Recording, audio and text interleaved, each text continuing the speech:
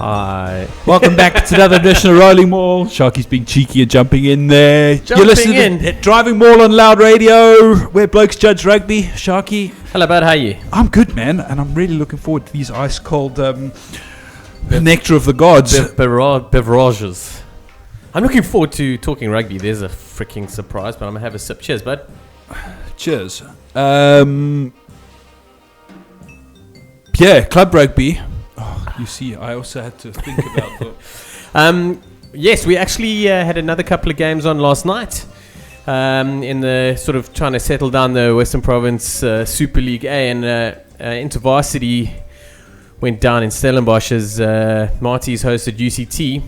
Early on in the season, UCT beat Marties at the Green Mile, and game was always going to be a bit tight, and the weather hasn't been fantastic, but what an absolute crack of a game. Unfortunately, I wasn't there. Followed it on good old faithful Twitter. Marties took the lead. UCT drew level. I know Marties were ahead a few points at halftime. Kind of went to and fro during the course of the game. Tiger Backs had an absolute blinder. Scored a try. Set up one. He's been in flippin' awesome form in club rugby this year. I do remember during the Varsity Cup he had a good run as well, if I'm not mistaken. Yes. Anyway, went down to the absolute end of the end, and UCT scored a try in the last minute, and unfortunately couldn't convert it, and went down 28-27. Yeah, and that was just Wednesday night. Never mind everything else that happened on the weekend, because I was jumping straight into that. No, that's all good, because that's the most recent. But on the weekend, there was the big Durban-Belleville derby, and Durban had to come from behind to sneak a draw there. And then there was another draw on the same weekend between Vix and Belhar.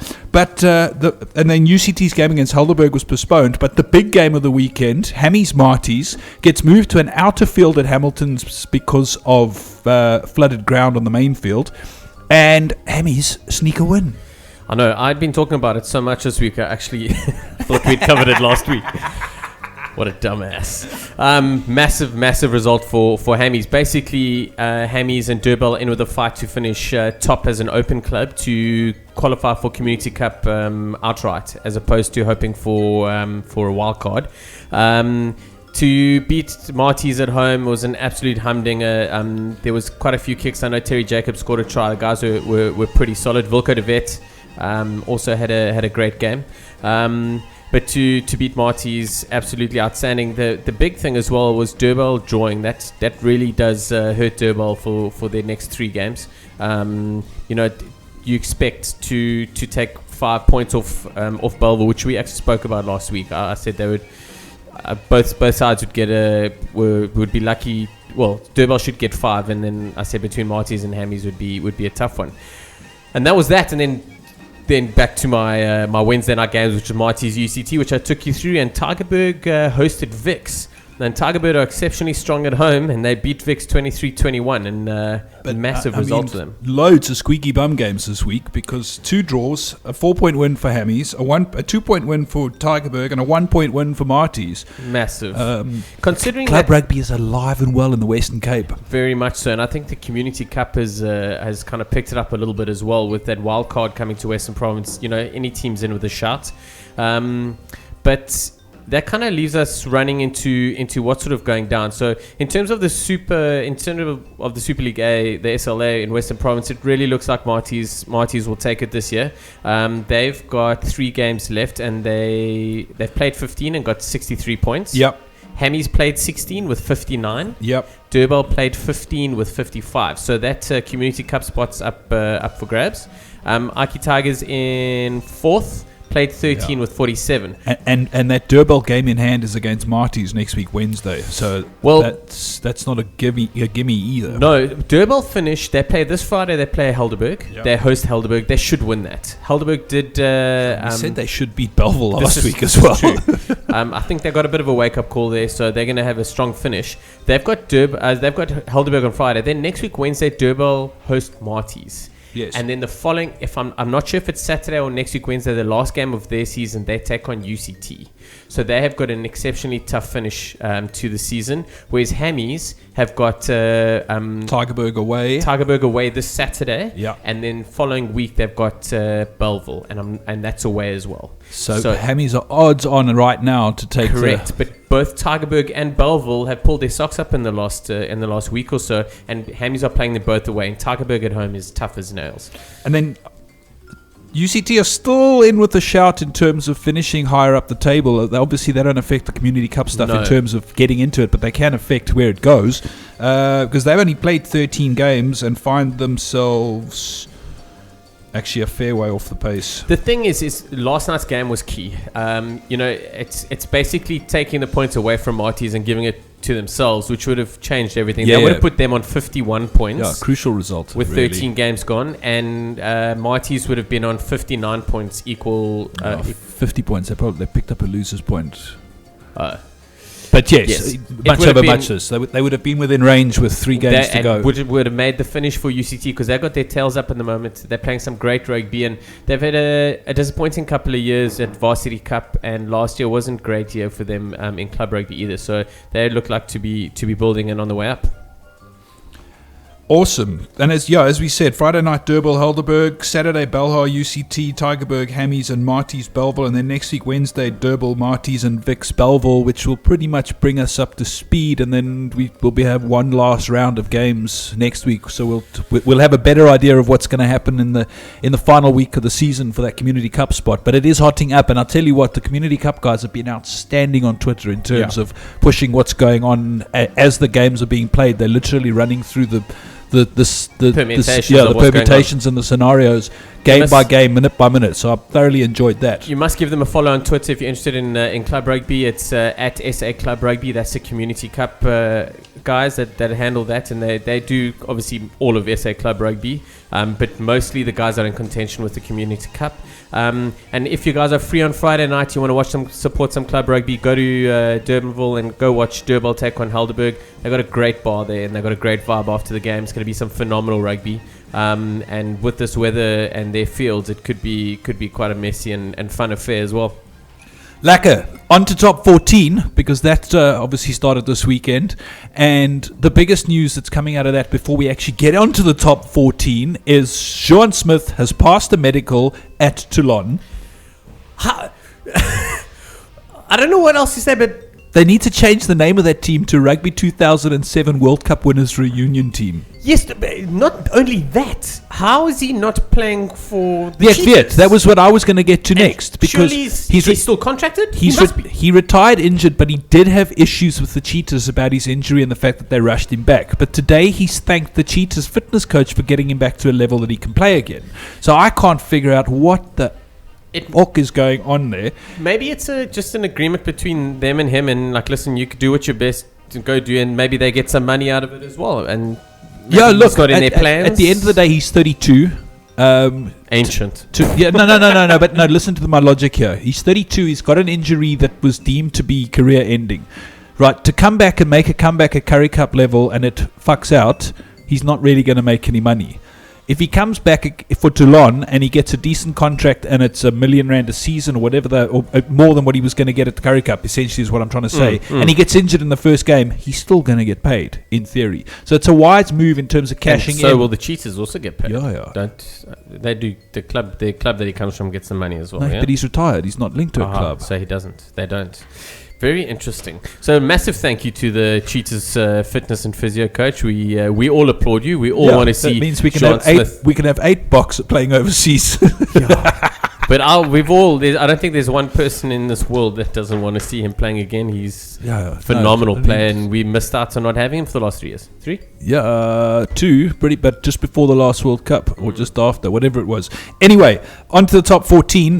Lots of interesting results this weekend. First of all, obviously, people are saying Castres were a surprise loss, but they were also a surprise winner of the entire championship, because I think they finished 4th overall and managed to have a decent run through to winning the top 14 last year or last season. Yeah, they've for the last couple of seasons they've been in with the shout. They've been in the mix. But Perpignan, have got quite a good history, and they haven't had a good couple of seasons. And playing them away is always playing them at home, should I say, is actually generally quite tough. So I didn't see it coming. I thought the French sides that do blow hot and cold, ironically, never seen that before on the international stage, have we? They do blow hot and cold. I mean, even a couple of sides went down. Toulouse went down to Bordeaux Bagels. I still can't pronounce that. I'm not sure how correct pronunciation, but they were nearly relegated last year. Every now and then they throw in a couple of great results. Yeah, and then Montpellier picking up a draw against Toulon. That's a great result for Montpellier. No, absolutely. And a lot of people talking about the fact that there's a whole lot of big name signings, blah, blah, blah. But most of those big name signings, certainly from a Springbok perspective, are not playing for their top 14 sides at the moment.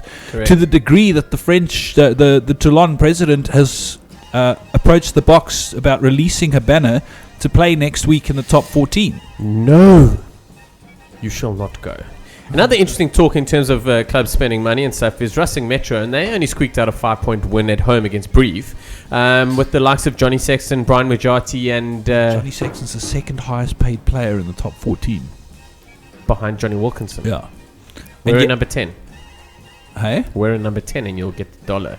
Yeah, no, sure, but JP Peterson makes more than both of them combined. No, I saw that. That actually blown my mind. It was like, whoa, really? Maybe. I'll tell you one thing. I was actually thinking about it. We are extremely lucky to have as much rugby on TV that we do here in South Africa, because we get a Viva Prem, Heineken Cup, top 14. Every now and then they'll throw in a ITM Cup. Oh, yeah, we get the ITM we Cup. I forgot about those today.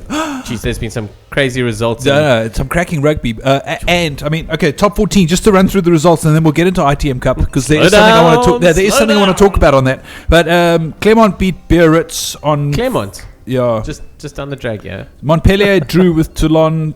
Castres lost to Perpignan. Racing Metro beat Brive. Grenoble beat Stade Francais. And Sharky's been talking up Stade most of the off season because of the purchases that they've made, but they not so much anymore. Yeah. Do you know that they Grenoble have about six to eight? I couldn't remember exactly. I'll actually find out for you. About 6 South Africans in their squad. Another big one, well, probably the only result that was like a dead certain was Bayonne beating Oyonnax, who've just been promoted, and that was a 39-11. They didn't just beat them; they thumped them. Yeah, 39-11. ITM Cup, yeah, lots of results going on there. But the one that's worth talking about is that I picked up Bo Robinson is playing for the Bay of Plenty. Bo Robinson from the Reds, the Aussie flanker. I saw him. I saw that. I actually picked that up on ESPN Scrum.com.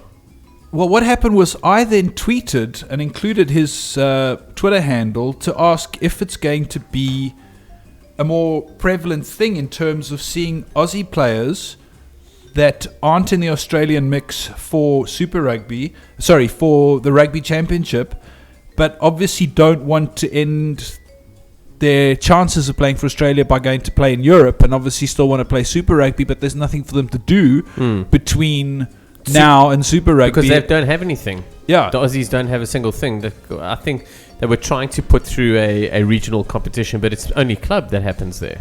Yes, and Bo Robinson actually replied to me and said, until Australia gets a decent third-tier competition going, I'm pretty sure Bill Pulver will sort it out.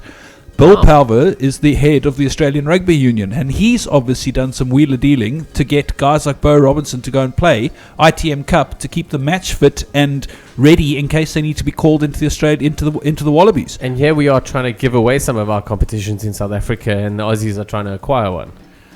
But more amusing is the fact that Aussie players are going to play in the New Zealand Domestic League after all the talk by the Kiwis about the Aussies stealing the Kiwi players over the years. I think it's the right thing to do, and it makes sense. You keep your fringe players playing. It increases the sides at the ITM Cup with some, well, gives them some good guys. Interesting. Who's he playing for again? Bay of Plenty. Yeah, the Bops. Yeah, that's where most of my mates come from.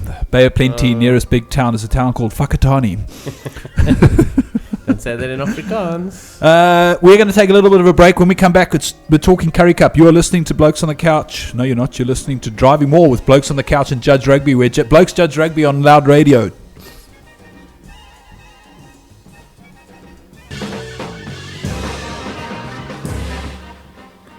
Welcome back to Driving Maul on Loud Radio, where blokes judge rugby. Time to get into the Curry Cup, which essentially is tighter than a nuns for JJ in a Turkish knock shop. It's ridiculous. And it doesn't get any easier for the Lions, seeing who they're facing Never mind this weekend. picking on Super Brew. It's doing my head in. Anyway, Friday night, there were two games, because obviously the Boks were playing on Saturday. Sharks 33, Lions 25. Anthony Formank with a contender for try of the season. What? Solid, Dude, he loves scoring those two. Jeez. What was that? 80 meters, 85 meters, Crazy. Through people. I couldn't believe when I can't remember who passed him the ball, but But it made no sense. it was a great kick. It wasn't a bad kick by Butch James into the corner, and it did go into the corner. You expect the pass infield, kick out. Yeah. You gain meters, line out. Here we go. Foreman No. gets the ball, looks up, and thinks, you know what? Let me just, if I beat Butch Pile up James, two. I think I've got a gap behind him. He does him a little shit shuffle, opens up, and then when you see the view from behind the sticks, you actually see that there's nobody there. No, nothing. Butch It James was needs just to make Lions that tackle, players. and And that the was Oaks are it. just pointing. Yeah. Ball it two! Go! Go! And you can see the prop rolling his eyes, turning around, start running. Oh no! Great try. And then SP Murray with an intercept try. And Probably the chirp of the week. No, totally. But intercept try with a Zeelinga penalty, it ended up winning the game for the Sharks. The Lions had two tries disallowed where the referee went back 2 phases in play because he'd seen something, allowed play to continue. Outstanding use of the TMO by the ref. I agree. And I had an argument with somebody, and he was like, "What a load of rubbish! How can he do that?" I'm like, "Don't you want the correct result to come out?" Yeah. And he said, "But then you're just going back too far. It's like in American football when they yellow flag." I'm with you, dude. I think it's great. The simple fact is the ref wasn't sure if it was a knock in the first instance, right? So he went TMO, he went play on. It went 2 phases. He went, can you go back and have a look at that? Went back, had a look, was a knock. You know what? No try. Whereas if he'd got it wrong and it wasn't a knock and he blew it as a knock, then the world is going to be deriding him and calling him a doers. But then you'd never know if it's going to be a try or not. However, I want to note, it's how many phases are you allowed before that? 2. Is it 2? Got to go back so 2 phases. If they went 3-4 phases and then It's scored gone. the try, he It's can't gone, do that. And the ref made his call. Yeah, okay. I don't have a problem That's with what it. I thought, but I just like it.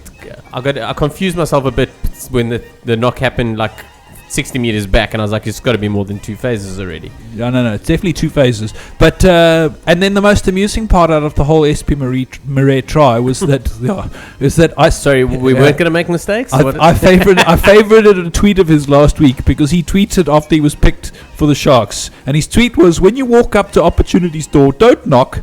Kick that bitch down and introduce yourself." Boom. Now, the intercept tried to essentially win the game. Great effort.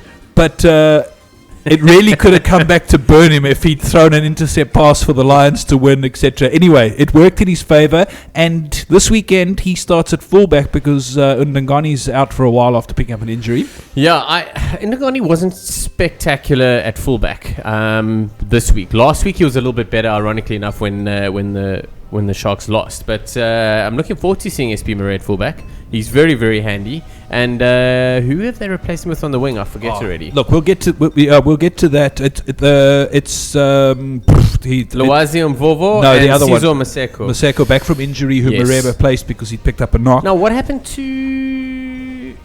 I'll get his name now. I don't know. We'll get think there. But yeah, 33-25 win for the Sharks.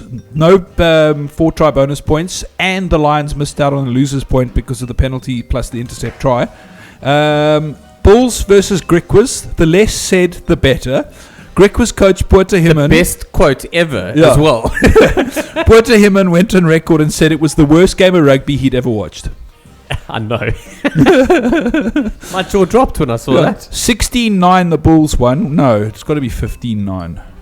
Yeah, 15-9. Apologies. It was 15-9. It was 5 penalties to 3. Yeah. It wasn't a fantastic game, and the irony is, well, not the irony, but the Griquas were in with a shout for I picked them 90% to of the win. game. I know you did. I'd picked them to win by 1. Anyway, they I was didn't. cursing you when it was a draw at half. Was it a draw at half time? It was, I think. Damn it! And then another really diabolical game of rugby. Cheetahs versus Province versus Cheetahs. 15-14 win for Province. The Cheetahs were 14-0 up inside the first 15 minutes. Province came back to get the lead with like 20 odd minutes to go, and then it was just a grind for both sides. Superb try by Olga Watts. Fly half try, took it in the 10 channel, and I'm doing it down. It's people interacting with us. It's yellow cap saying that it was the most boring game of rugby without rain he'd ever seen, and that's pretty much on. But Olga Watts with an outstanding try, and then Michael Rhodes. How's the pace on that bloke? Lots of gas. Hey, and he's a big guy. No, he's huge. Everyone was telling me, that he should play loose forward. Well, he is a loose forward, actually, but Province in a bit of doing when it comes to locks, though. It was great. I was also really Gary van Asvieken was so for me. He's actually been dropped this weekend. Injured. Rotator cuff injury. I must be honest. I don't think I think Kurt Coleman may have started anyway. Possibly. Van Asvieken's having a bit of a shocker of late, and it's a bit sad because the end of Super Rugby, actually had a couple of good seasons. A couple of good games. But I tell you, the centre pairing for Province has been phenomenal. Hashtag ANN7. Shut your mouth. I'm trying to beat them in mistakes. If I beat them in mistakes, maybe we can get a sponsor. Damien de Allende and Pat Howard are huge and quick, and they're just playing flippin' well. De Jong comes back into 13 this weekend. Yes. So, which is going to be interesting to see how him and de Allende combine, because I think that's also going to be devastating. Yeah, and they've had a lot of time running together in Super Rugby and the latter part of the Currie Cup last year. So, kind of looking forward to that. But what it means is that there's a log jam, because the Bulls are top on 6 points, on points differential of +6 over Province, who've got a points differential of 1, but they've also got 6 points. The Cheetahs have got a points differential of 0, and they're also on 6 points because they've picked up 2 bonus points, a loser's point and a 5-try blah-de-blah thing. The Sharks have got 5 points. The Griquas have got 5 points, and the Lions prop it up on 1 point. And it could all change again this weekend, although I can't see the Lions getting up over the Bulls on Saturday. Stranger things have happened. Yeah, Griquas entertained Province in Kimberley, and you also can't pick a winner out of that one, really, on current form. And then Cheetahs versus the Sharks. You decide who's winning that one. I don't want to decide who's winning that one, and I know you're going to force me into it just now, because there comes the pen. Now we have to pick for Super Brew. The one thing, though, if the Bulls are going to lose this weekend and the Lions win at the Bull Ring, it's going to be because of one thing, and I think it's going to be the experience in the Lions side. And they haven't shown it. They haven't benefited and won the season this sort of Currie Cup season yet, but the Bulls have got a really young side, and no one's rattled them yet, and no one's got under their skin, because they are so good at going through the phases and the processes in their mind and just ticking the boxes. They're actually getting on top of sides. However, if the Lions they've got a lot more experienced guys, and obviously it's a derby on its own, I think maybe they could. Well, I mean, let's talk about that one first, even though it's the last game of the weekend. We'll go in reverse order, because the thing that we've all been robbed of, Johan Ackermans decided to bench Elton, and we could have had the Janshis brothers up against each other at 10. Who's starting at 10? Marnitz Boshoff, after having an outstanding game at fullback against the Sharks. That's true. It's worth it. Yeah, totally. It's the speaker on the bottom right. You put that on mute, okay? No, it's on mute. Apparently. It is. So that actually would have been a great little battle with the two brothers having a go at each other, but Marnitz Boshoff deserves it. There's no shadow of a doubt. And then news coming out of the Bulls camp, Vaney Stradom, we're not going to see him sitting looking odd on those little chairs at Loftus anymore. He's retiring at the end of the season. And then after preferring Cully to Willie, and Willie going back to the Lions and Cully joining the Bulls from the Lions, Cully's picked up an injury, so he's not playing. And Willie starts for the Lions against a new 2 for the Bulls in Bongi Mbomnabi. So that could prove to be interesting. There was a little bit else. No, there was not much. I mean, aside from obviously Marnot Sportsov starting at 10 and the Cronier brothers alternating at halfback for the Lions, would have really liked to have seen Tony versus Elton. I'm going Lions. And Tony's name is Eltonio with an ALTON. Like, why would you Really? call your sons Eltonio and Elton? I'm going Lions by 4. Slow poison at Loftus, Bulls to win it by 6. Let's go to the Cheetahs versus the Sharks on Friday night, and all I can say is Trevor. Tut. And we'll talk about it more when it gets to the Bokke, but Trevor Nyakani, how you throw away an opportunity like that, and maybe he'll get another one, or maybe he won't. Time will tell. But Hanneke May has been handled it exceptionally well in the media, and he's basically laid down the law and said, this is what's happening, and I look forward to seeing him in the squad. He handled it exceptionally well, full stop, because Robbie Deans didn't do the same kind of thing when he had Robbie errant. Deans? Yeah, him, exactly, gone. Okay. Errant players in his squad, didn't do anything about it. Mayer's gone, you know what? Dropped you from the test, the match day 23, and then you still rock up fucking late for something the next day. So, bye-bye. Go back and play Curry Cup for a while. Anyway, so Trevor starts, and then Keegan Daniels back from injury. He's not captaining the side and starts on the flank with Boertes at 8, which is another strange call yet again by this new brains trust at the Sharks. Ndangani injured, Maria to fullback, Maseko back from injury. And then we were talking about him off air, but young Haimar Williams has certainly filled some big boots in the centres for the Sharks and isn't doing too shabbily. No, well, I mean, what's up with the youngsters at youngsters at centre getting debut tries? I mean, if you look at Pat Howard for Province and Heimer for the Sharks, but yeah, he didn't do badly at all. He's what you'd expect from a youngster. He's quick. He's not too bulky, but doing exceptionally well, and he's sort of filling Timmy Whitehead's boots for a while the porcelain man is off injured, unfortunately. But looking forward to seeing the game. I tell you, picking a win is another story altogether. You kind of lean towards hometown favourite, but Keegan Daniel back for the Cheetahs are consistent, but they didn't come to the party against Province on the weekend, and the Sharks play the same kind of intelligent rugby. I'll tell you this much: Yellow Cap is reckoning Cheetahs by 3, Griquas by 2, and Bulls by 6. I'm going to go with the Sharks 4-point win in Bloem. Even though everything inside of me says that it will be the Cheetahs because they're the bogey side of the Sharks. I know. I've got to go with the Sharks win.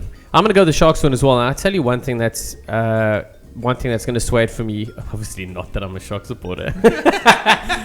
Very much so. But just having a look at the bench for the Sharks, I got Craig Burden, Rainer Gerber, Piet Marais, Terem Tembu, Kobus Reinach, Butch James, and Jaco van Tonder. I just think it's slightly better than what's going on with the Cheetahs. The thing is the Cheetahs run on 15 is solid as, and they're pretty decent. But I'm gonna go Sharks by 5. I'm not sure about the Rory Cocker tweet now with a whole bunch of half-dressed men in a hot tub, but we'll just move swiftly along. It's the French. I can't put that out of my mind. Griquas Province and first game. Sorry to interrupt you. First game for Griquas at home this season. Yes, and Puertas made 4 changes. Obviously, Lawrence Ardrens has benefited from Trevor's indiscretions and is in the box squad. So it means that Nick Schonert gets a start for the first time for Griquas. Hilton Lobbits has moved to the flank. Do you know that I did not realise that he's got a Bok test cap? Yes, he does. He's a Springbok. And 2 seasons ago, he was playing club rugby for UCT. Please put that on mute, bro. I have. It's all on mute. It's turned down on mute. I cannot figure out why it's making the noise. Muppet. I'll sort it out just now when we're off air. Yeah, and then the one thing I did want to talk about, because I forgot to talk about last week, is Howard Manisi. Watched him playing for NMMU in the Varsity Cup when myself and Gareth were commentating on the UCT NMMU game at the Green Mile, and I said to Gareth at the time, wow, inside centre. Look at that bloke. Solid. He played there for 2, maybe 3 seasons, and he's been the standout for NMMU for Griquas picked him up, and he was pretty good against the Sharks, knocked John Daisel out. And he's going to test his skills this weekend because I do believe he is running at 13. No. He's running a 12, so he's up against Damien de Allende, which is going to be huge on his part. But I mean, he's got de Allende and Juan de Jong at centres, and he's got Kurt Coleman at 10. So he's got a couple of tough blokes to get through. Boy. Yeah. Manisi is a big lad. Yeah. I'm going to go with the province win by 8, to be honest. I just think they've had enough of their sketchy performances, and they're going to. It's good to see Timo Swill. Yes. Well, Timmy on the bench. He's come through, obviously, for the injuries at 10. Ryan Nell, a call up from Marty's. Yes, he was pulled into the squad earlier in the season. Quite surprised to see him going through there. I won't lie. I thought in sort of Western Province club ranks, I thought there were a couple of better fullbacks up for the offering. But he does play a couple of other positions. You look at the Griquas and you never expect them to win, but they got a couple of guys, scratchy guys, that have put a few things together. JP Nell's playing, Hilton Lobbits, so you can just imagine how that's all going to end up. And you want to understand... Richard Lawson on the bench. Woohoo! Yeah. Do you want to understand how complex and all over the place this season's Currie Cup is that the Yellow Cap has gone and said that it'll be 3 home team wins this weekend, and rugbybanter.com, Francois Bontes Jr. have said it'll be 3 away teams winning this weekend. Well, Bonte, I'm with you because I've got province by 10, which I think might be a bit of a stab. But having a look at that, I've got 3 away teams for the win. So I've gone 2 and 1, 2 away, 1 home. Okay. But don't be surprised for it to be completely the other way around. And it's guesswork basically as a fan, to be honest. Makes for some fun viewing. Anyway, I did get a great message, and for the life of me, can't remember who responded. But I was talking about who do you think is going to make it through in the Currie Cup, and he said, well, considering 66% of the sides make the knockouts, it could be anyone. Very fair point. And considering that all the Boks come back for the final round games and then the knockout stages, there's no really deciding who's going to end up where. And you look at the log after 2 games, with 5 points separating first from 6th. Anyway, we're going to take a break. When we come back, we're talking Rugby Championship. You're listening to Driving Maul on Loud Radio, where blokes judge rugby.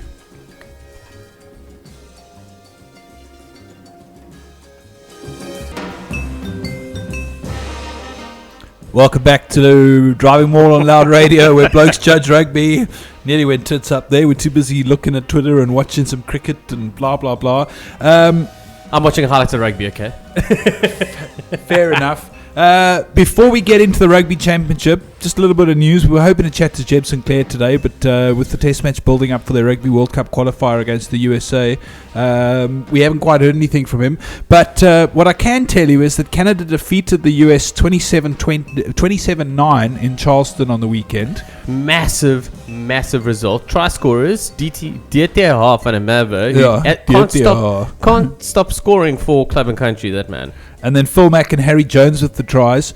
But the biggest story that came out of that was Jamie Cuttermore back for the Canucks for the first time in about 2 years, and I've been dying to find out whether it was injury related or self-imposed exile, etc., etc. What it means, though, is the USA take an 18-point lead into the second game, which is now in Canada. Sorry, Canada take an 18-point lead into the second game, which is in Canada. Toronto, baby. Their record against the USA over the last 5 to 7 years is ridiculous in terms of favourites for this one. Canada are going to walk it, and what it means essentially is that as qualifying for the Americas 1, which they look likely to do, they're going to join France, Ireland, Italy and Europe 2 in Pool D for the forthcoming World Cup in 2015. That's an automatic qualification. They win on Saturday, they're automatically, and that is going to be huge.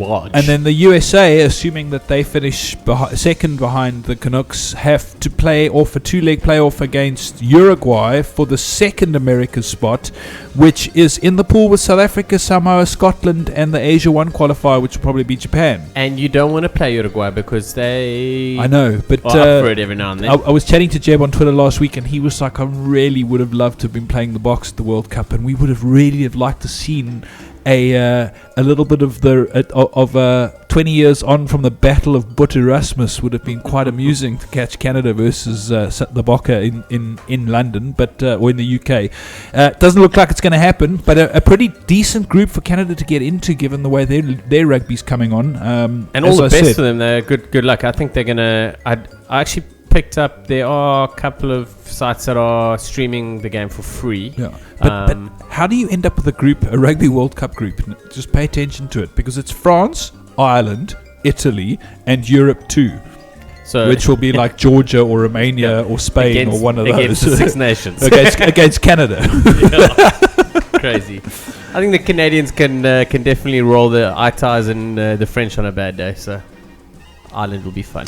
Time will tell. A little bit of news out of Australia. There was lots of conjecture going on that Kurtley Beale might have joined the Canterbury Bulldogs in the neat. NRL, but that hasn't happened. He has signed for the Waratahs for next season. One year deal. I know, very interesting. That's probably a performance-related deal as well. Or off-the-field performance, I think. Or he's got the same manager as Quade Cooper and Sonny Bill Williams. Nasser Coda. Coda Nasser. Whoever he is. He's actually did a little piece on him a little while ago, and it was a piece of work, that man. However, Kurtley has been linked with the Waratahs almost forever since he announced that he wasn't going to stay at the Rebels. So that's been pretty decent. A lot of people think it's a good idea that he'll be in a bigger city. With his family. Yeah, I think it's a bad thing. Bigger city, more places to go, had more hours of the night. Look, time will tell. I also think that Michael Cheika might be a lot Didn't he more of a well man. under him before? No, but he looks like more of a man manager in terms of dealing with strays in the flock. For want of a better word. Cheika's going to leave and Dean's going to take over. Then what? Ja, ek weet nie. Another big news. Yeah, Digby only managed to avoid any kind of conviction, never mind jail time, for the assault charge that he was up on. You make it sound like you knew he was guilty.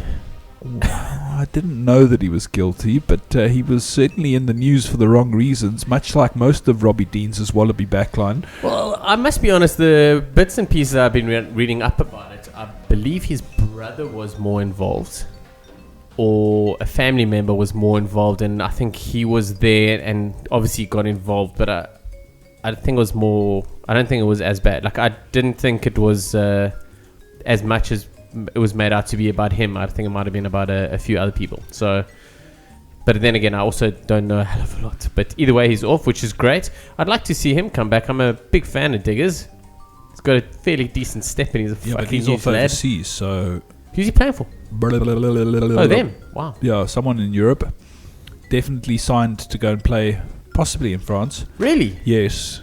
We'll look it up just now and confirm. Someone help me, please. Yeah. Onto the Rugby Championship, and let's be honest, nobody in this room predicted the All Blacks to thump the Aussies like they did. Never mind the Bokke to trounce the RGs the way they did. We picked decent scores. We both picked the Wallabies to win. Whoops. And then we... That's how you gain in Super Brew. You'll never leave. You must know this. And then we I think we gave the RGs... No, we didn't give the Boks as much credit maybe as was due. But let's deal with New Zealand Australia first, because it was a 29-47 win for the Wallabies, for the All Blacks in Australia. 6 tries to 2. Conrad Smith pulled all the strings in that game. And you know what? I really enjoy watching Reunion for that reason, because they'll go into a game and they'll highlight the player and they'll say, have a look at this. And you literally... Yes, Ben Smith got the hat-trick of tries. Conrad Smith picked up a try. Aaron Smith also ran the back line beautifully. It was basically the Smith show, which is highly amusing considering the surnames that you can get out of New Zealand. Richie back to his best. Wallabies just couldn't get into the game. A little bit of Hooper hope. Hooper, I tell you one thing, that kid should have got man of the match. Yeah. Even though they lost. He was unbelievable. Another standout for me in the Australian side was Adam Ashley Cooper. Yes. He was phenomenal. But then Hooper with a line-out steal and an inside ball, and the pace of Genya to get in for the try was just something to behold. But Hooper at the breakdown, he bossed Richie McCaw, although McCaw had an outstanding game. We're not taking anything away from him, and he was ring rusty, so we'll see how that goes for the rest of the season. But 6 tries to 2... And a proper hiding for the Wallabies. Interesting decision-making process by Ewan McKenzie, given that he picked a 10 who was a form 10, who's a gain-line attacker who likes to put people into space for tries, and yet he was basically the distribution. Every time he got the ball, it was catch and pass. And I picked that up as well, and I I think it also may have been a case, maybe it was under instruction and maybe it was just his nerves that he decided to do just the basics. Rugby Banter's confirmed Digby only start Francais till 2015. In my mind it was stud, and I thought I was talking about them too much earlier on in the week, and maybe that was, that's a big one. They're going to join Warner. And a couple others, I can't remember who else is going there. But thanks for Rene that. Ranger. Rene.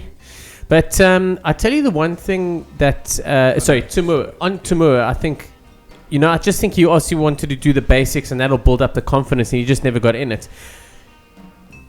The Aussies were in with a shout, and I picked them for the reason that they were in with a shout at half-time. And if you have a look at what happened in the second half, there were probably about a handful of things that just didn't go their way. That popped to Hooper. I can't remember who it was who broke the line, when he knocked it on.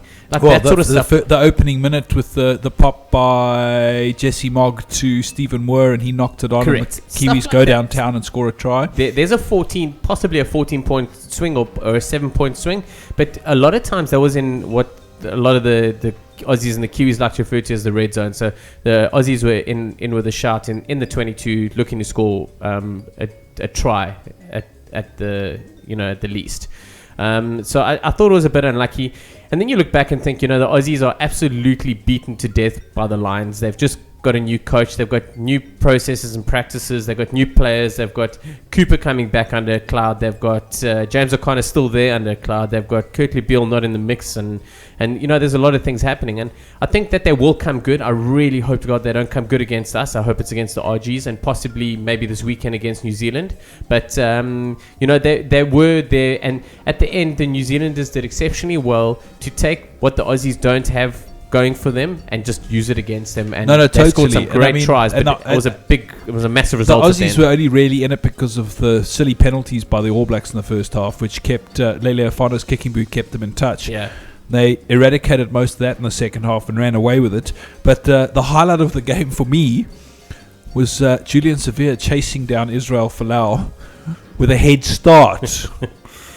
There's no doubting that kid's quick, and no one ever said Folau was the quickest man on earth, but that was surprising. He's a scary man if you're running behind you. Yeah, take the ball and go.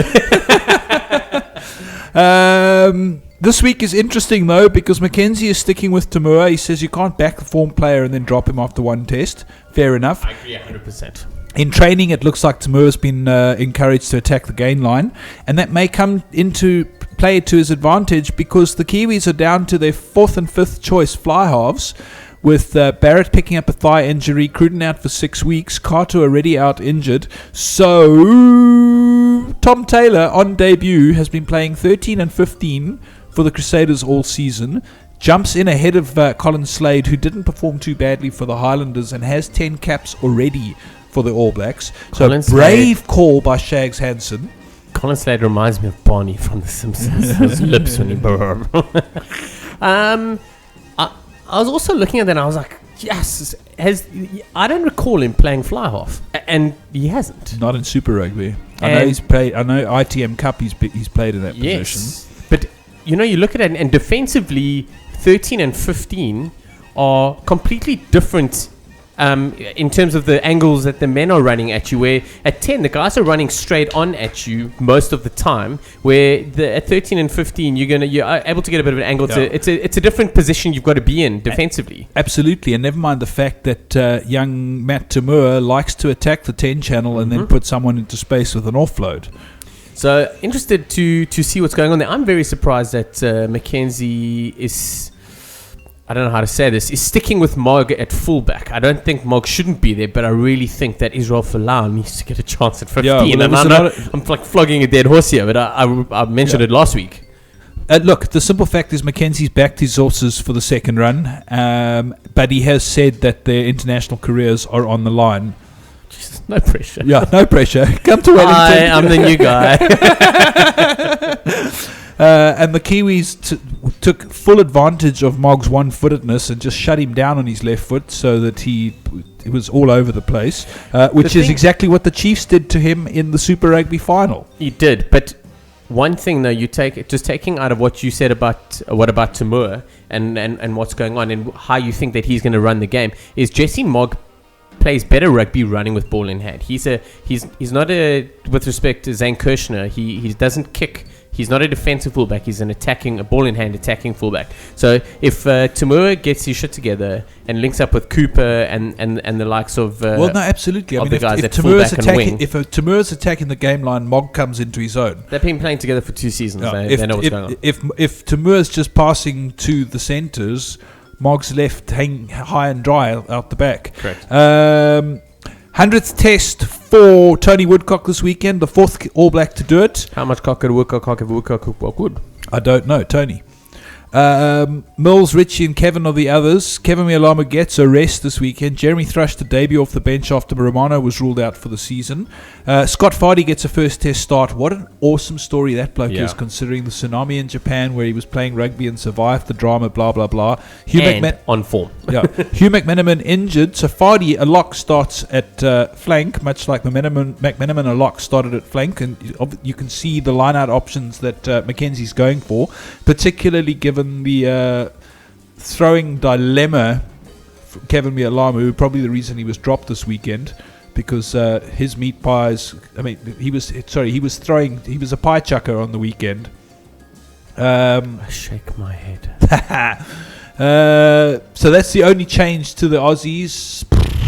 I'm going to go with a 20-point All Black winner.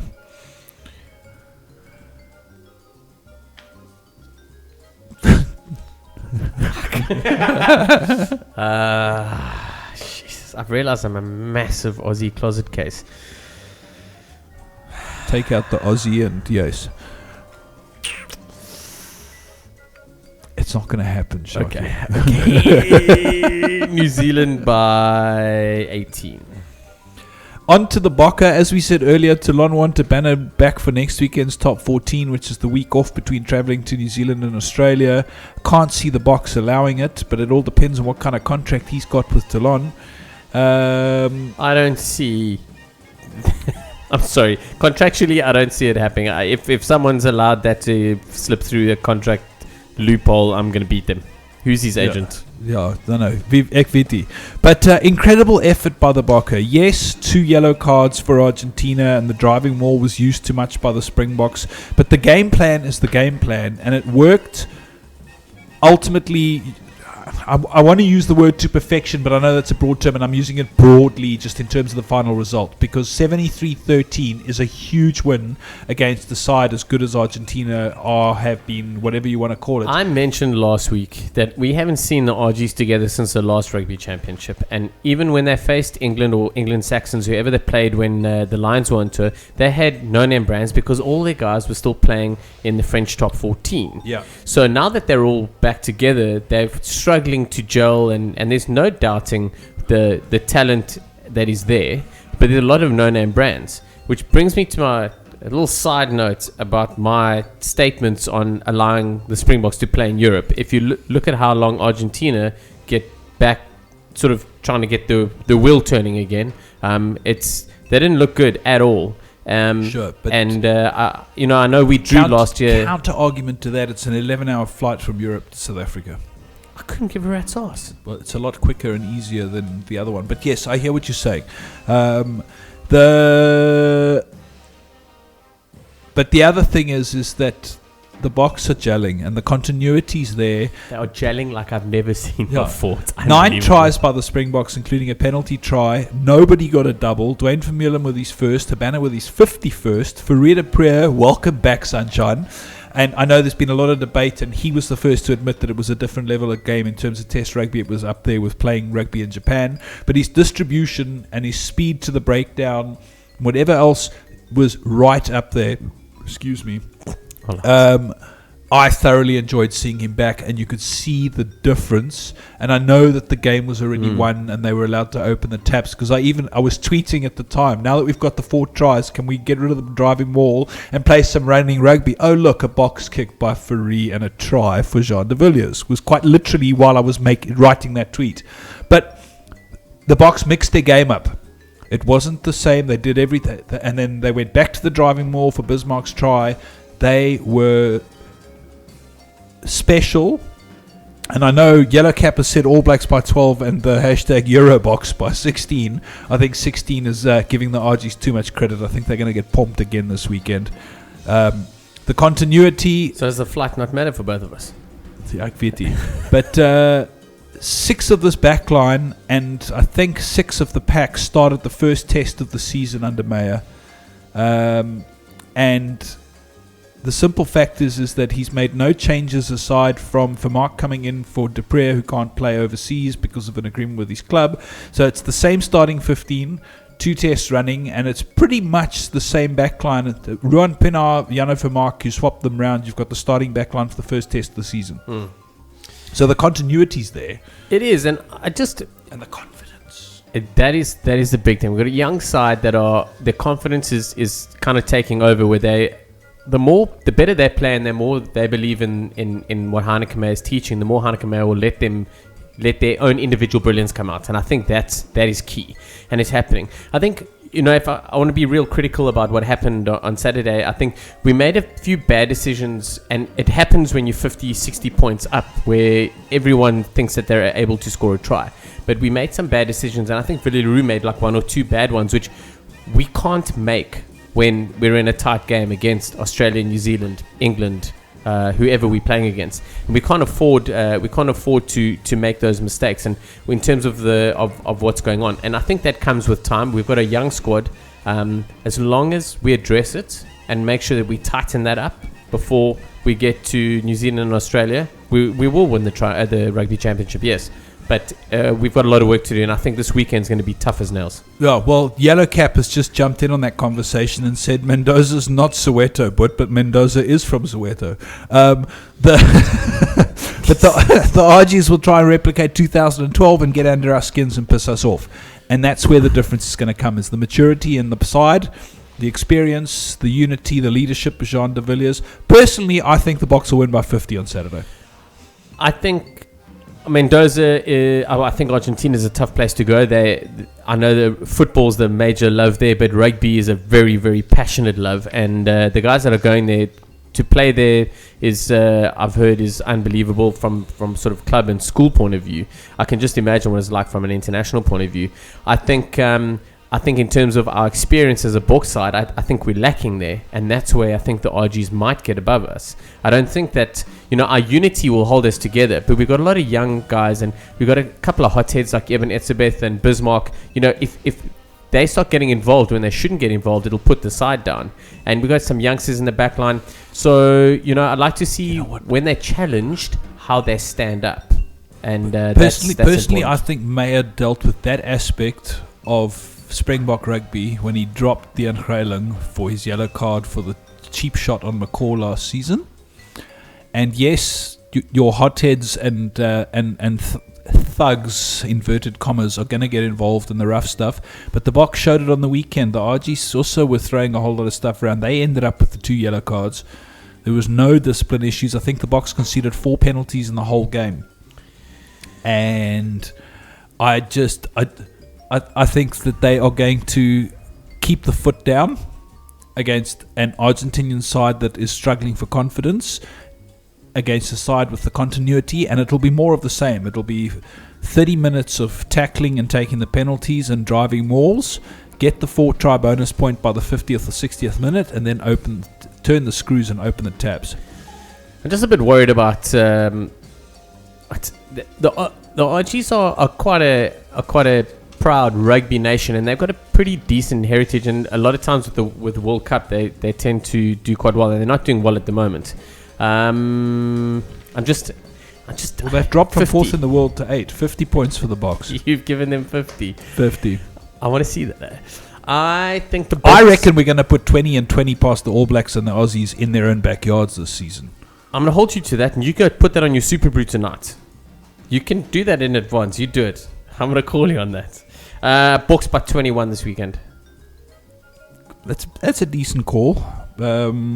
I think the RGs are going to resist a bit. I think we 16 points was Yellow Cap's pick. I think that's giving the RGs too much credit. But he has asked an interesting question: is when do you think Eben will explode? It's been close lately. I don't think he will. I hope so, because we need him. But yes, who's he going to explode? Explode on Richie McCaw. If you're going to do it and you're going to get banned, no, not Richie. He's a good oak. Who else? Oh, but if you're gonna do Richie, it's a stone cold stunner. Otherwise, nothing else. Fatsua, Kapas. Awesome, Sharky. What did you say? 21. All right. I just think we're gonna run over them. What did you say? New Zealand away? I reckon we'll win by 20 versus the All Blacks and the Aussies. And I'm not going to put that on Super Brew because I don't know what sides are being picked. No. No, you made the call. It goes on Super Brew. In fact, you do it right now. Okay. Okay. It'll be up tomorrow. No, now. I'm going to do it for you if you're not careful. Yeah. I'm going to get 120. Folks, you've been listening to Driving Maul on Loud Radio. We'll be back next week, same time, 5 o'clock. Where blokes judge rugby. Enjoy the rugby this weekend, kids, because there's plenty going on. Club rugby, Curry Cup, Rugby Championship. And I hope to ring in some cohorts to join me late on Saturday night in studio for a bit of commentary with balls. We'll see what happens. Chat to you later. Thanks, Sharky. Hey, bye, cheers.